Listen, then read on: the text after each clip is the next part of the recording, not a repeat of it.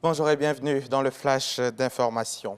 Hier, lundi 11 juillet, la Côte d'Ivoire ainsi que tous les États partis à la Convention de l'Union africaine sur la prévention et la lutte contre la corruption célèbrent la journée africaine de la lutte contre la corruption.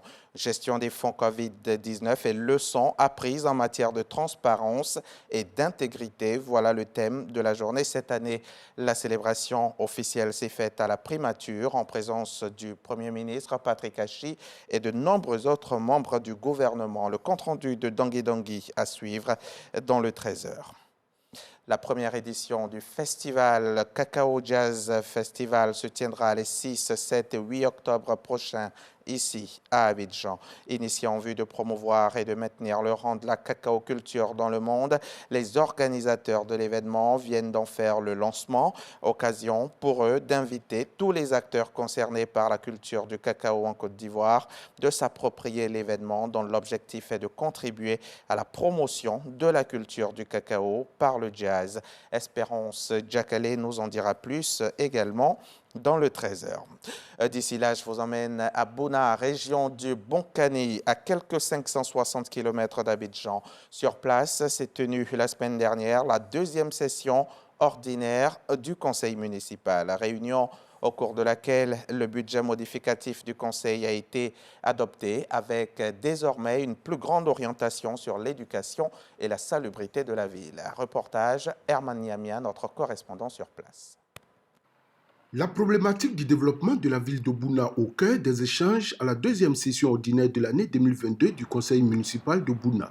La salubrité de la ville, l'éducation, la santé et les infrastructures routières ont constitué les points saillants de cette rencontre. Le conseil a décidé donc de doter la mairie de bennes et de tractopelles pour donc indiquer d'un coin qui vont recevoir donc les ordures ménagers et par la suite les services de la mairie passeront donc pour ramasser ces ordures. Nous on parle aussi de la scolarité des enfants. On constate aussi que de plus en plus un manque criard de tables bancs donc, dans les écoles. Donc c'est des choses qui ont été mises donc, dans le programme triennal. Au cours de cette deuxième session ordinaire du conseil municipal, il a été surtout question de l'adoption du budget modificatif de l'exercice 2022 qui s'équilibre en recettes et en dépenses à la somme de 318 370 000 francs CFA et du programme triennal 2023, 2024 et 2025. Le maire indique que les 3 années à venir vont connaître une intensification des projets afin d'améliorer les conditions de vie des populations.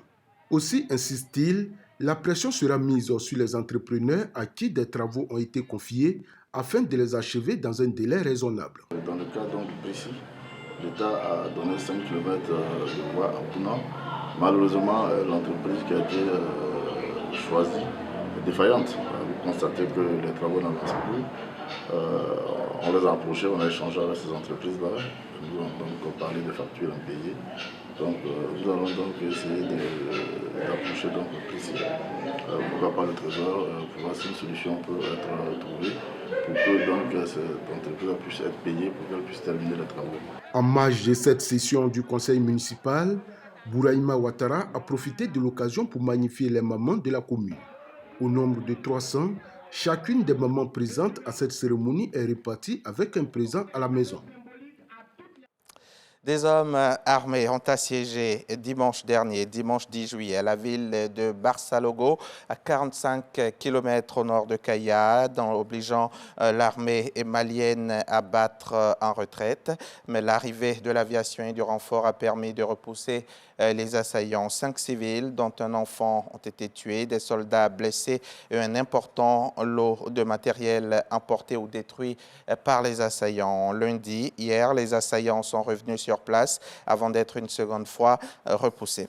Après 10 mois de procédure, le procès des attentats du 13 novembre 2015 en France s'est officiellement achevé ce mardi 12 juillet. Aucun des accusés n'ayant fait appel.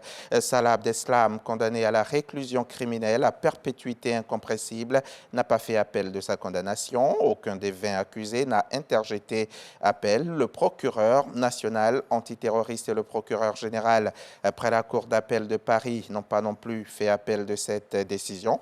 La décision donc de la Cour d'assises spéciale de Paris a donc permis acquis aujourd'hui un caractère définitif et il n'y aura donc pas de procès en appel. Après avoir fui samedi le palais présidentiel assiégé par les manifestants, le président sri-lankais Gotabaya Rajapaksa était bloqué ce mardi à l'aéroport international de Colombo. Le chef de l'État contesté, qui a promis d'annoncer sa démission mercredi, a été confronté à un face-à-face humiliant avec les agents de l'immigration, l'empêchant de s'exiler à l'étranger, selon des sources officielles. Gotabaya Rajapaksa est accusé d'avoir mal géré l'économie, menant à l'incapacité du pays en manque de devises étrangères à financer les importations les plus essentielles à cette population de 22 millions d'habitants. Fin de ce flash, rendez-vous à 13h pour le journal.